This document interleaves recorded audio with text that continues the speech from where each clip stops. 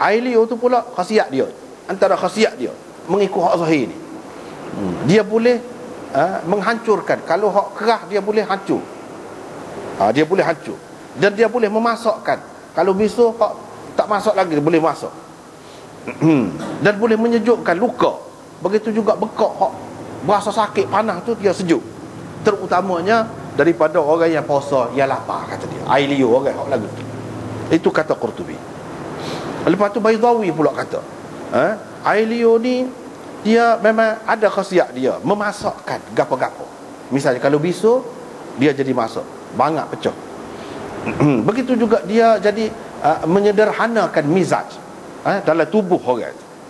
Begitu juga tanah negeri, tanah satu-satu negeri tu dia memberi kesan juga kepada orang negeri tu. Dengan sebab itu kata dia, orang yang nak pergi musafir mana-mana molek dia bawa, kalau boleh bawa tanah dia, tanah negeri dia.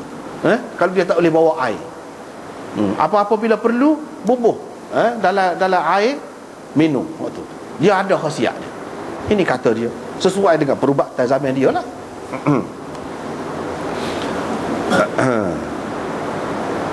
Tapi ada pendapat ulama lain pula kata dia kata hak ni sebenarnya ambil berkat dengan nama Allah. Tidak semestinya berlaku begitu. Sebab tadi tak mesti. Turpasti pula, ini seorang ulama yang lain pula, dia kata ini isyarat ni, ini bahasa bomo, bahasa isyarat. Sebab tu bomo kadang-kadang dia kecek tu zahirnya lagu lain, maksud dia lagu lain. Hak tu kita tak faham. Hak tu kalau mengaji dengan ahli dia tahulah. Ni maksud dia gini, ni maksud dia gini. Kadang-kadang kita kata mengarut lah. Sebenarnya dia maksud lagu lain. Misalnya yang dimaksudkan dengan turbah itu, tanah tu dengan nama Allah, turbatu ardina, tanah bumi kita. Yang dimaksudkan dengan tanah itu isyarat kepada kejadian Adam, isyarat kepada kejadian Adam, fitrah Adam, kejadian Adam. Dan riqah air liur itu isyarat kepada air mani, isyarat kepada air mani. Aku tu perginya seseolahnya orang yang jampi itu dia bertadarruk, merendahkan diri, merayu kepada Allah dengan lisanul halnya, dengan lisan, dengan lidah perbuatannya, bahawa engkau telah mencipta asal kejadian manusia daripada tanah, kemudian engkau menjadikan manusia itu daripada air yang hina. Mudah sekali kepadamu untuk menyembuhkan orang yang begini kejadiannya. Itu maksud dia. Pada hakikatnya lisanul hal, lidah bahasa dia tu bila dia buat gitu, dia nak royak gitulah. Ni anak cucu Adam. Adam tu jadi daripada tanah. Anak cucu dia kemudian ni jadi daripada air mani. Semuanya kita ni merendah diri, mengaku kehambaan kita terhadap Tuhan. Minta biar Tuhan sembuhkan orang ni, liyushfa bihi saqimuna biizni rabbina. Imam Nawawi pula kata, yang dimaksudkan dengan ardina di sini bukan semua bumi, bukan semua tanah, tapi tanah Madinah saja, khusus tanah Madinah kerana keberkatannya. Dan ba'dina biriqati ba'dina, dengan air liur sebahagian daripada kami itu bukan orang lain, semua orang tak. Air liur Nabi, berkat air liur dia campur dengan tanah Madinah, dengan air liur Nabi, kerana kemuliaan air liur dia. Dan ini khusus dengan Nabi. Ni cerita ni Nabi buat gini, cuma Allah SWT beri petunjuk kepada dia, buat gini, kali ni buat gini, kata gini. Bila dia buat jadi. Kalau orang lain kata tak mesti jadi. Dan kalau bumi Madinah tu sama kau boleh jadi, setiap orang kau boleh jadi. Tak juga. Sebab itu Imam Nawawi dia pergi kepada pendapat ini khusus dengan Nabi, bukan untuk semua orang. Tapi Hafiz Ibn Hajar bantah pendapat Imam Nawawi itu. Dia kata fihi nazar, boleh dipertikaikan pendapat Imam Nawawi itu. Sebab apa, orang lain buat jadi juga. Bukan tanah Madinah, tanah lain pun jadi juga dengan izin Allah. Itu. Ini pun salah satu cara juga dalam merawat orang sakit. Salah satu cara juga. Kalau Tuhan nak beri sembuh, boleh sembuh. Hafiz Ibn Hajar tak setuju dengan pendapat Imam Nawawi itu.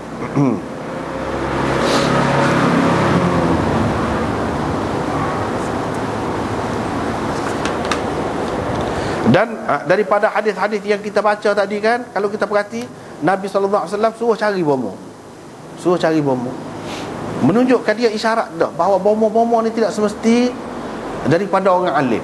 Kamu jangan rojok ke aku semua seseolah je, dia kata. Jangan setiap benda-benda hak dunia ni, hak remeh-temeh ni kamu bawa kepada aku belaka.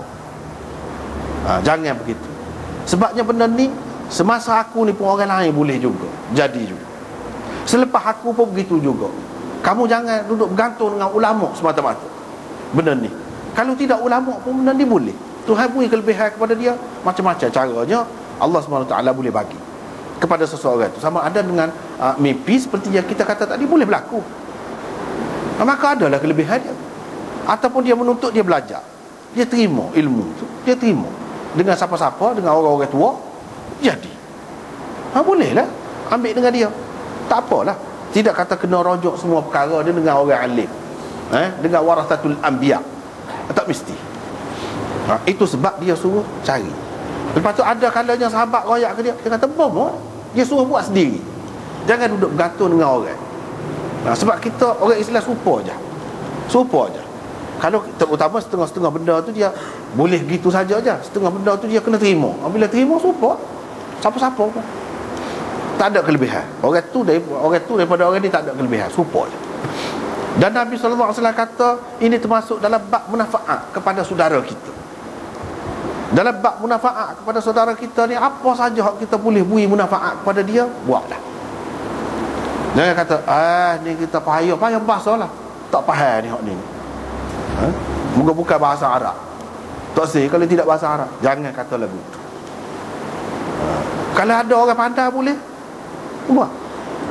Bahkan di sini kalau kita tengok di dalam syarah Imam Nawawi ni, cuba tengok di hujung bab tadi, istihbab ruqyatil marid, dia sebut qala al-qadhi Iyad menyebutkan, dia kata khilaf pendapat Malik tentang ruqyah Yahudi dan Nasrani terhadap Muslim.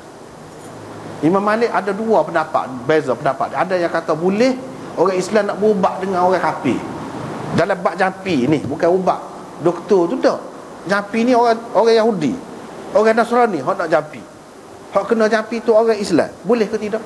Ada dua pendapat Imam Malik. Wabil jawaz qala Syafi'i, Imam Syafi'i kata harus, boleh. Pada dasarnya boleh. Tapi jangan kita anggap, jangan sampai jadi kita kata dia sakti, dia lebih agama, dia lebih pula. Jangan. Sebab ada kalanya penyakit ni kerana gangguan syaitan. Syaitan tu dia pegang, dia jaga. Syaitan tu dia boleh sekat syaitan. Dia boleh suruh syaitan tu buat gini-gini. Dia boleh. Serupa dengan orang jahat lah. Orang tu dia baik dengan orang jahat. Dia boleh suruh orang jahat tu katuk orang, bunuh orang, buat apa. Dia boleh sekat. Jangan siapa-siapa ganggu dia, orang kita. Dia boleh, orang jahat tu. Begitu juga orang kafir. Duduk setara tu je. Kalau duduk setara tu tak apa. Cuma hak ni dia berkait dengan makhluk halus. Makhluk halus ni pun manusia boleh juga berhubung. Kalau dia ada ilmu dia boleh berurusan juga dengan demo tu. Dia boleh sekat, dia boleh suruh. Kita hak tak ada gapo-gapo ni memanglah tak boleh. Hak tak ada ilmu ni memang nak suruh kau nak sekat tak boleh. Tapi orang yang ada, sama ada Islam kau atau kafir, dia boleh. Kalau duduk setara tu, akidah kita setara tak dia. Dia ni serupa dengan orang jahat. Boleh sekat, boleh suruh puak-puak jahat tu buat gapo-gapo. Tu setara tu. Kalau duduk setara tu. Tapi kalau bimbang, takut mudarat, takut terjejas agama kita, tak sah. Sebab tu anda sudah kata dah dulu, ulama kata boleh. Ni Imam Syafi'i kata boleh. Tapi dia pun kata lagu tu juga, tidak kata boleh secara mutlak. Secara mutlak. Hak naknya siap. Lepas tu kita kata dia japi dengan cara gapo tak tahu tu, syirik dengan gapo. Ikut dia lah, itu hak dia. Kita tak tahu duduk lepas macam. Dalam keadaan itu dah tak ada orang kita hak pandai. Tapi kena ingat, jangan sampai menjejaskan agama. Jangan sampai tergugat agama, akidah. Imam Syafi'i kata harus ni pun atas dasar tadi lah, dengan syarat-syarat tadi, bukan secara mutlak. Kalau kita takut, bimbang, tak sah. Gitu tak sah. Cari hak Islam.